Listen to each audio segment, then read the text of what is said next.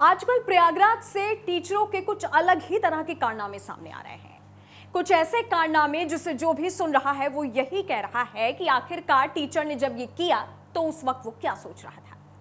दरअसल प्रयागराज के यमुना पार इलाके में एक प्राइमरी स्कूल है। उस प्राइमरी स्कूल के एक कमरे से अचानक से एक बच्चे की रोने की आवाज आती है।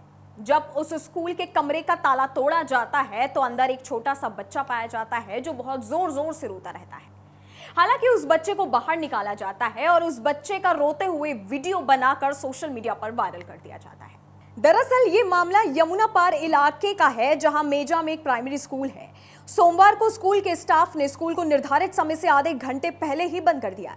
स्कूल में पढ़ने वाले बच्चों की छुट्टी भी कर दी गई। स्कूल में ताला लगाकर सभी लोग चले गए, लेकिन इसी बीच स्कूल के एक कमरे से बच्चे के रोने की आवाज आ गई।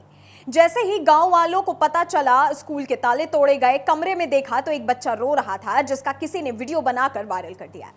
बच्चा इसलिए कमरे में बंद था क्योंकि डिजिटल अटेंडेंस के खिलाफ प्रयागराज के जिला अधिकारी कार्यालय में प्रदर्शन में शामिल होने के लिए सभी टीचरों को जाना था।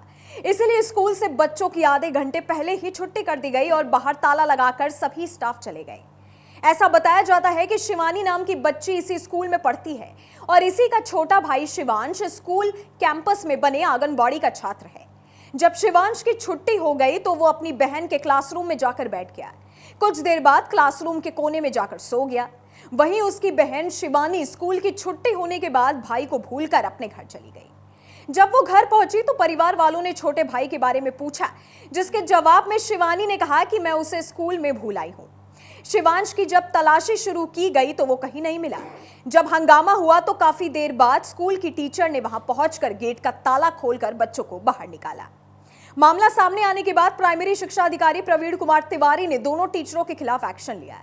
इस लापरवाही के लिए प्रिंसिपल को भी सस्पेंड कर दिया गया है, जबकि शिक्षा मित्र ललित सिंह का 1 दिन का वेतन रोक दिया गया है।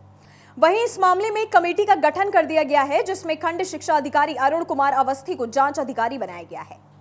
प्रयागराज के मेजा विकास खंड में प्राथमिक विद्यालय लोहरा है, उसका एक वीडियो वायरल हुआ लगभग 3:30 बजे। हमें भी सोशल मीडिया के माध्यम से प्राप्त हुआ और हमारे सीयूजी नंबर पे भेजा गया, जिसमें एक लगभग 3-3.5 साल का बच्चा स्कूल में बंद दिख रहा था। मैंने खंड शिक्षा अधिकारी से बात की और स्थानीय लोगों से भी बात की, कुछ लोगों से, पत्रकार बंधुओं से भी बात हुई, तो उसमें ये पता चला कि विद्यालय की शिक्षिकाएं, जिसमें आज इंचार्ज थी जूली और एक ललिता देवी नाम की शिक्षा मित्र थी, एक आंगनबाड़ी की भी कोई कार्यकर्ती थी, तो इन्होंने समय से पहले स्कूल बंद कर दिया। लगभग 1:45 बजे स्कूल बंद करके चली गई, जबकि 2:30 बजे स्कूल बंद होना था। और इन्होंने ध्यान नहीं दिया कि कोई एक बच्चा था जो अपनी बड़ी बहन के साथ स्कूल में आया हुआ था, वो स्कूल में ही छूट गया था सोते हुए।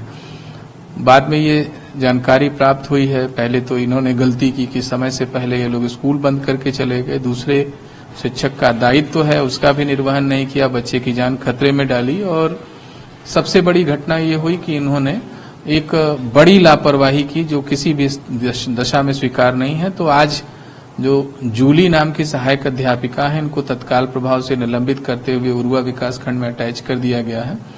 और जो हमारी शिक्षा मित्र थी ललिता देवी, उनकी भी लापरवाही थी, संविदा कर्मी हैं, तो उनका आज का मानदेय काट लिया गया है और उनके संविदा नवीनीकरण को समाप्त करने के विषय में कार्रवाई की जा रही है।